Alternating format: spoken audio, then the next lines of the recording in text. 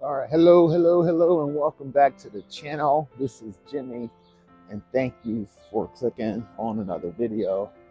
I had a great interview just the other day with a realtor friend of mine and a former coworker, Carlos.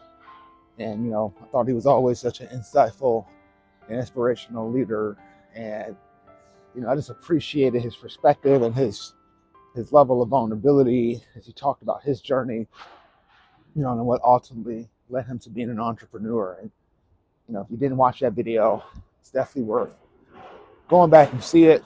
Just really good game from a very experienced individual. But in today's episode, I want to talk about the internal law of gravity.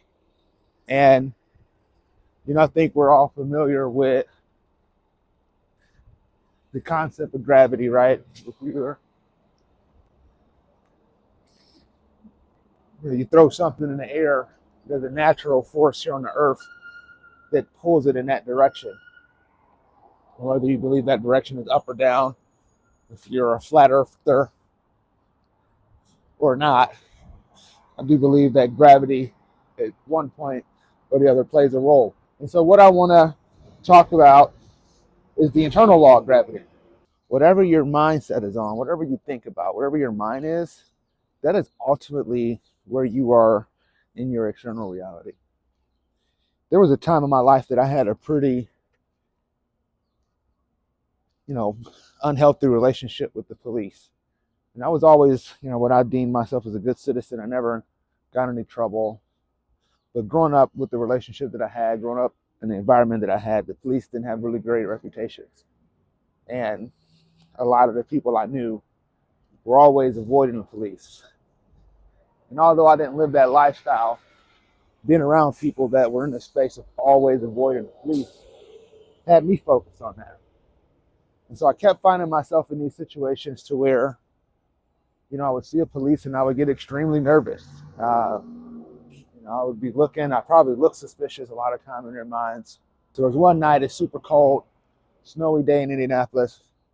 Pep and I, so Pep's my wife, for those of you who might be new to the channel, we had our daughter Malaysia, who was, maybe 5 months in the backseat of our 1984 Chevy Caprice Classic.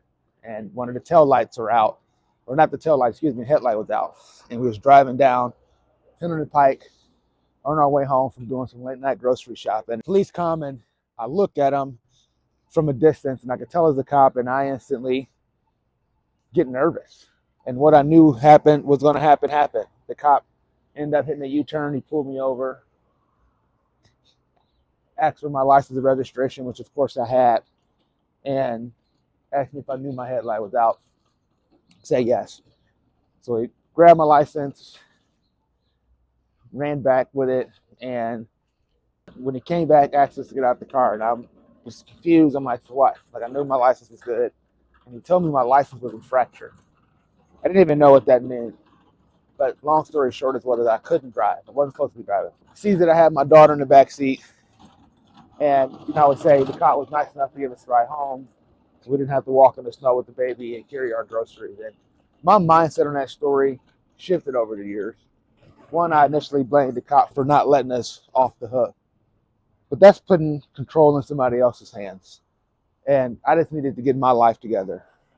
And letting small things like that, like a ticket not be paid on time, have such a big impact on my life and livelihood, taught me a really valuable lesson. It cost me $3,500 to get my license back, first and foremost. And you do that once when you're making, maybe $10 an hour at the time. That's really, really tough. And I was really scared for a while, figuring out how to get back and forth to work, because it was the first time in my life that I couldn't control that. But fast forward, I get all that cleaned up, and I'll tell you, I don't think about the police. I drive way faster than I probably used to when I was, between 18 and 25, because I was always so worried about the police. But I don't worry about the police. I don't worry about a ticket. I don't worry about losing my license. Knock on wood, but I don't even believe in jinxing it. It's like I haven't been pulled over in about a decade. Actually, I take that back. No, it's been about 10 years the last time I got pulled over. And it was such a different experience. I was in Wyandotte, Virginia. I saw that the cop got out of the car with his hands already on his firearm, which I didn't love it, of course. But I was in a Dodge Charger, a rental Dodge Charger with Quebec license plates and tinted windows in West Virginia. And I'm like, whatever. So this is what we're going to do. Immediately greeted him, asked him what the issue was, showed him my license registration, ended up having a great conversation. And in that situation, I didn't get a ticket. We ended up talking about firearms and cars.